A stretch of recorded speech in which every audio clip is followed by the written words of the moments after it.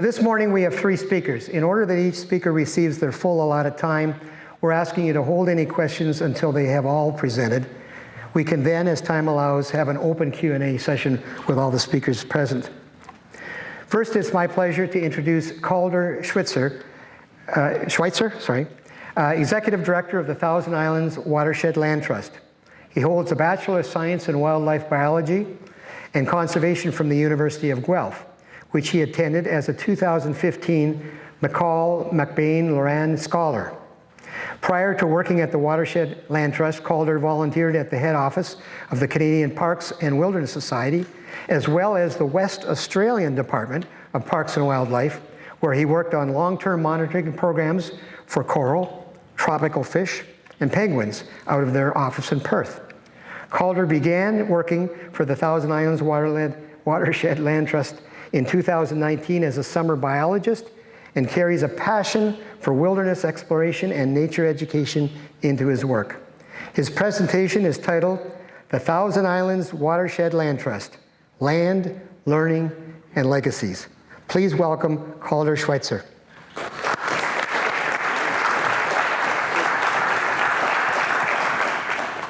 Good morning, and thank you all so much for having me here today. As you heard, my name is Calder Schweitzer, and I'm the Executive Director of the Thousand Islands Watershed Land Trust. I'm here to tell you a little bit about who we are and what we do, and most importantly, why we do it. Now, I moved to this area to work for the Land Trust back in 2019, knowing that I was coming to work for a local conservation group, but not knowing that that group was doing conservation work in one of the most ecologically sensitive and magnificent parts, not just of Canada, but of Eastern North America as a whole. Allow me to explain. Some of you may be familiar with this map. This map is the extent of the Canadian Shield that I took from Encyclopedia Britannica. Canadian Shield is the world's largest continental shield and is essentially a big slab of granite, about the size of a country, that was scraped clean during the last ice age when the glaciers came through. As you can see, it's mostly associated with northern Canada, but right down where we are, there's a little arm of it that extends across the St. Lawrence River into northern New York State. This arm is called the Frontenac Arch and is the reason for the formation of the Thousand Islands that we all love today. You see, the Canadian Shield has a tendency to form ridges and valleys, and when you have ridges and valleys in an area that is flooded by water, it results in the tops of those ridges becoming the granite islands that we are so familiar with. On the mainland, the Frontenac Arch gives us the amazing vista views, the lookouts that we're able to climb at places like Marble Rock and Landon Bay, where we can look out onto the river and onto the beautiful biodiversity that surrounds us. But the Frontenac Arch provides a lot more than just aesthetic value. It provides a very big amount of ecological value as well, so much so that it's actually been recognized by the United Nations as a UNESCO Biosphere Reserve, an area of globally important biodiversity and ecological sensitivity. Now, I could stand here and talk to you all day about why it deserves that designation, but we're fortunate enough to be, you could say, very close with one of the individuals who is actually responsible for being on the team that wrote the nomination papers to the United Nations to get that designation. So I think he'll say it better. So let's hear from TWILT's board president, Don Ross. All land trusts and watersheds are important, but the Thousand Islands Watershed Land Trust is truly unique because of where it's located in North America. Animals migrate every season and year to year, and even plants migrate over centuries. But migration is more and more difficult as cities and roads expand, especially now with climate change. We're on the Frontenac Arch, connecting the Adirondacks to the Canadian Shield, nature's highway. There's too much development to the east, and to the west, the Great Lakes are a huge migration barrier. But here, the Thousand Islands let wildlife hop, skip, swim, and soar the narrow channels to new and seasonal ranges. This natural migration route brings the 5 forest regions of eastern North America together, a one-of-a-kind blend of normally distant plants and animals. Pitch pines from Appalachia, wire birch from the Atlantic coast, buttonbush from the Everglades, sweet gale of the northern forests, and even cactus lives here. The Thousand Islands Watershed Land Trust is here forever, but it needs a lot of friends. When you support TWILT, you support wildlife in a most critical location, and you enrich the life of your family, your friends, and future generations. So please explore our website further, volunteer, donate, and become a part of Forever. Thank you, Don. With so much amazing biodiversity to be had, it's no secret that there are going to be people in the area that are passionate about conserving it and keeping around for now and forever. And that is where the Thousand Islands Watershed Land Trust comes in.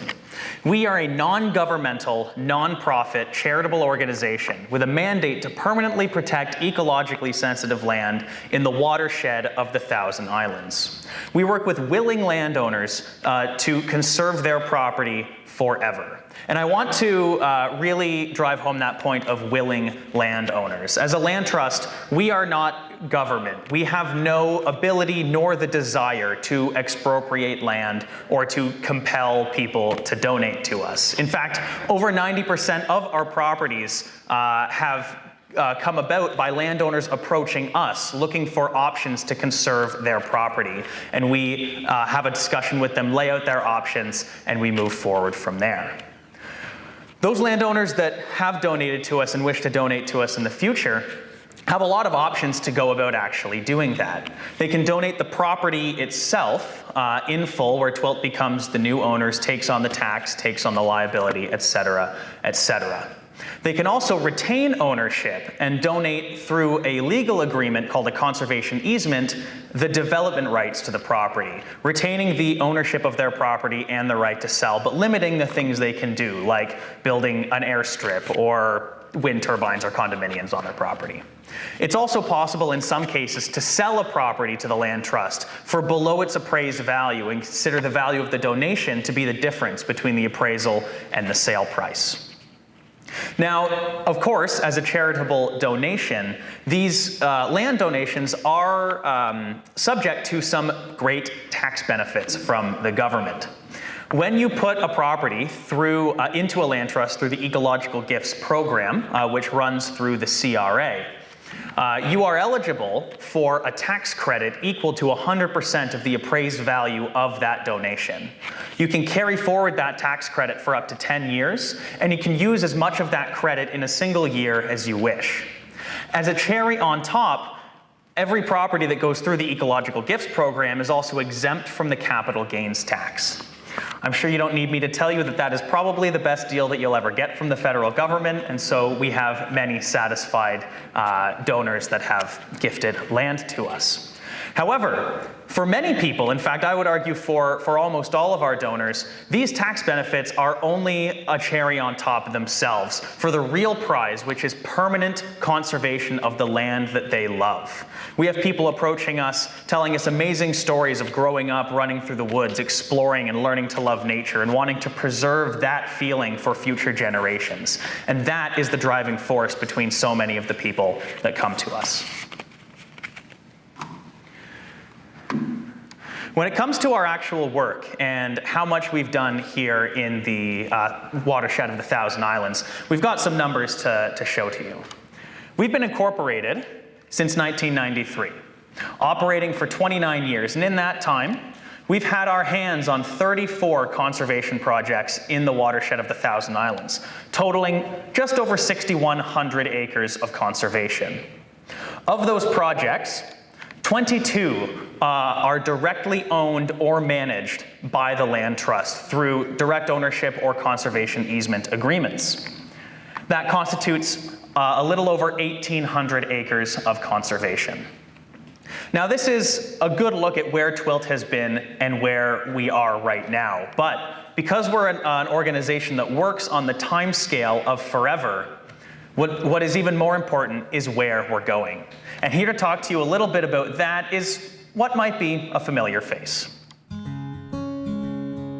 I've been a nature geek for most of my life and spent a lot of time outside digging holes and climbing trees. So I'm very much kind of in my element and enjoying myself out here. I'm a big fan of work that's outside of the theoretical and makes more of a tangible difference. And I think that's something that I really was attracted to with TWILT. Land trusts in general are organizations that put their money where their mouth is and say, we are passionate about conservation, we're passionate about the areas that we live, and we are actively working to conserve that in real time. This area supports 1/3 of Ontario's species at risk. You don't necessarily see things here that you don't see anywhere else, but you see species here next to each other that you would never see next to each other in any other part of the world. Science has told us that the bare minimum of conserved spaces that we need is 30%. This idea that we need to conserve 30% of land sounds a little jarring at first, but I want to drive home the point that this 30% includes land that's conserved in national parks, in provincial parks, and in conservation areas. This is land that the public can come out and walk on and experience. When you get education, when you get an informed public, you get people that are good stewards of their own private lands. So while you may not have 30% tied up in legally binding protection things, you may have functionally 30% when you incorporate all of the good land stewards on their own private lands. People need nature in their lives. Having that 30% guaranteed is going to be something that future generations are going to be really glad that they have because of the conservation work that we're doing.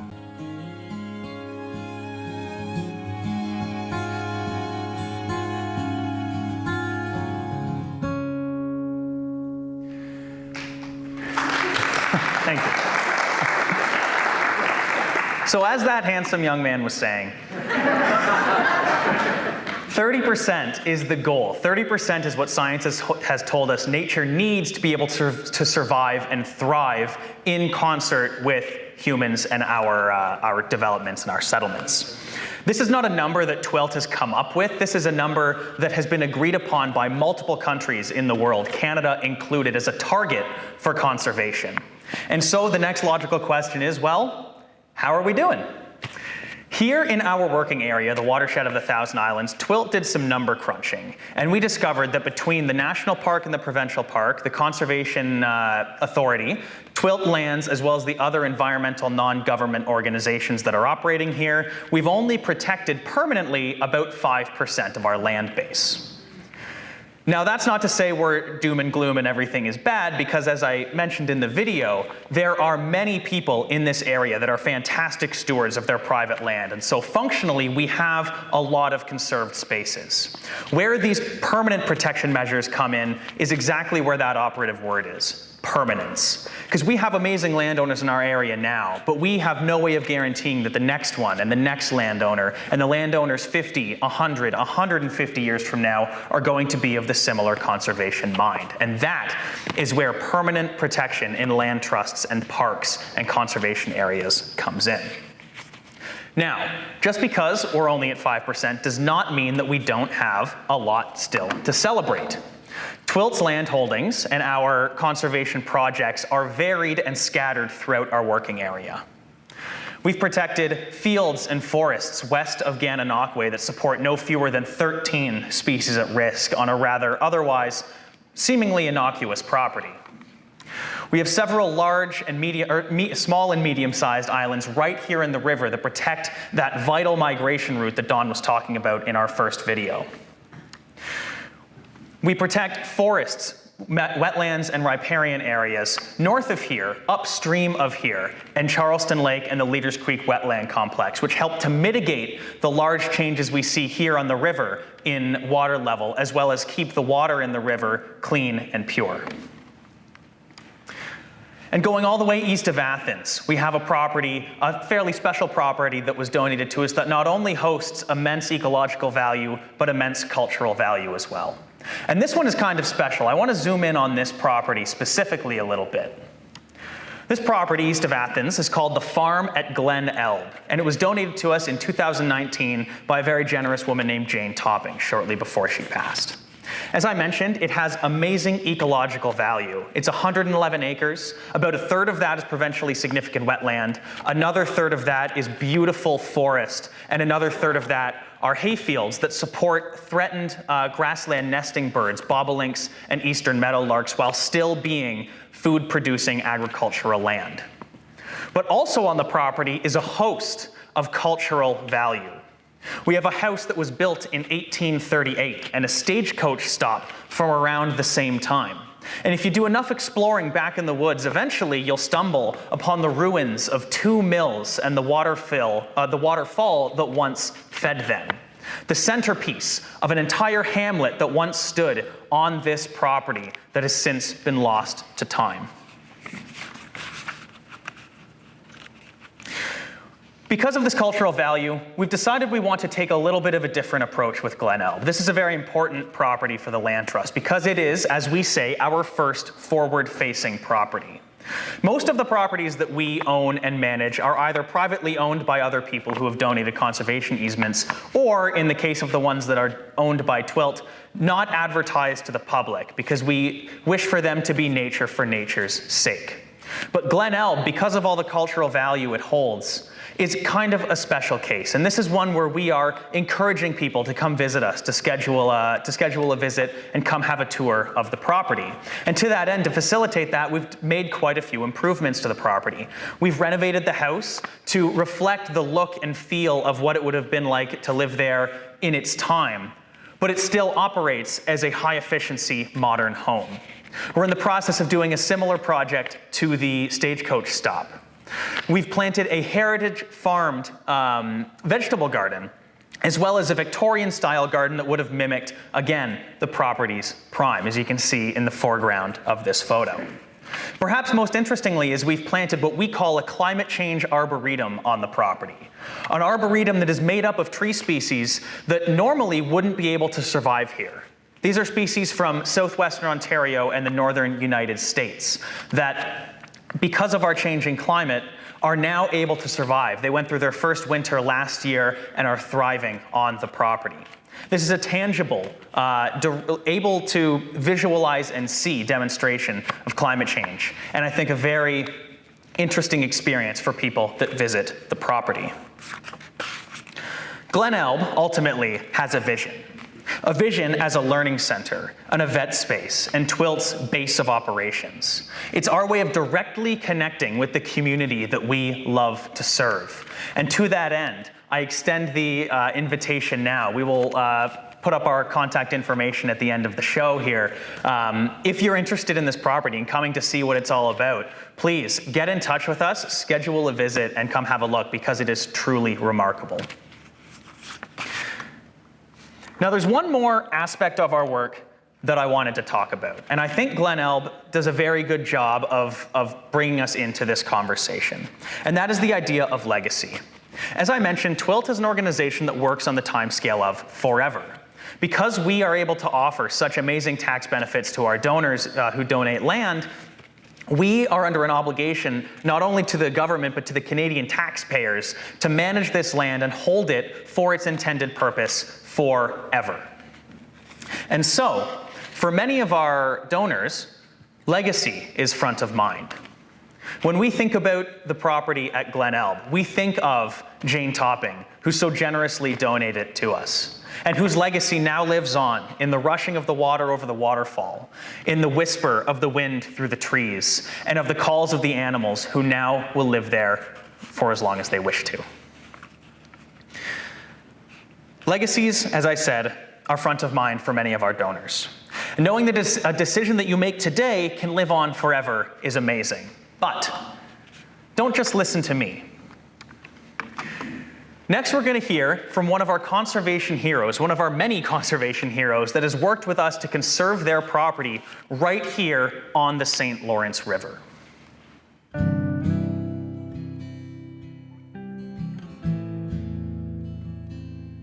My grandfather bought the original property in 1907, and they built the cottage that's there. Then that generation passed, and I became the next successor of this cottage, and all the pleasures and friends and family reunions has made our life very solid here. We wanted to have our successive generations continue the same kind of experience that we had had. But when we got into our 60s, that's when we discovered the capital gain tax situation associated with the property. And then you discover that there's taxes associated with all of your properties. It's not just a part that you might give away. You're going to have to do succession planning and other parts you want to keep in the family. In fact, our first thought was we'd have to sell something in order to cover the taxes.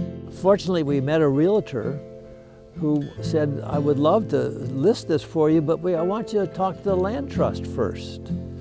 And so we did. We as an organization have a few things in our toolbox that we're allowed to work with that a different organization or an individual might not have access to.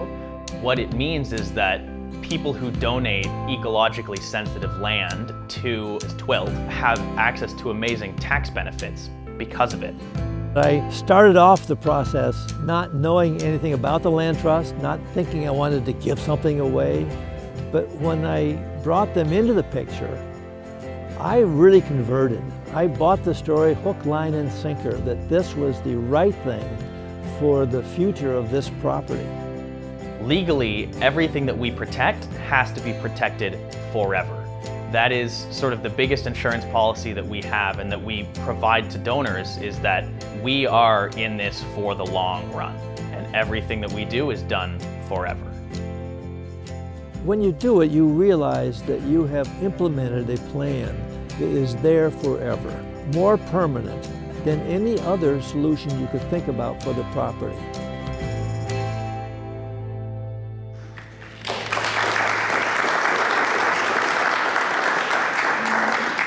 A beautiful sentiment from Bob, who is just one of our many conservation heroes out here on the river. I've actually noticed a few others here in the audience today, Sue Geiler and Douglas and Blue McIntosh. Apologies. So I'd like to propose here, just quickly, if you're a TWILT member or a donor, please stand if you're able. And I'd just like to offer a round of applause for your commitment to conservation here in the Thousand Islands.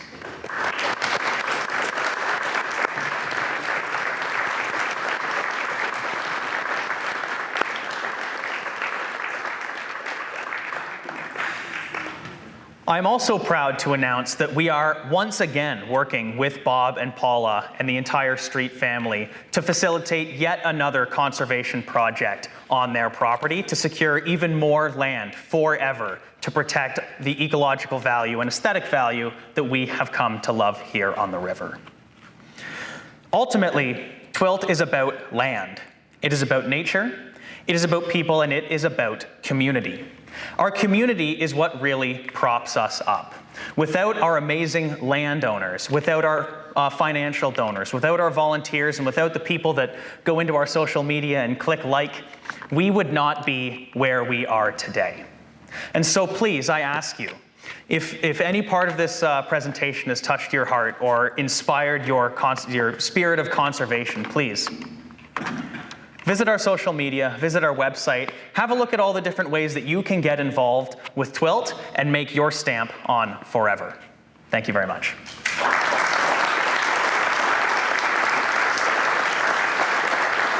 Thank you, Calder. That was a very impressive presentation, and it's a wonderful thing to happen to our community.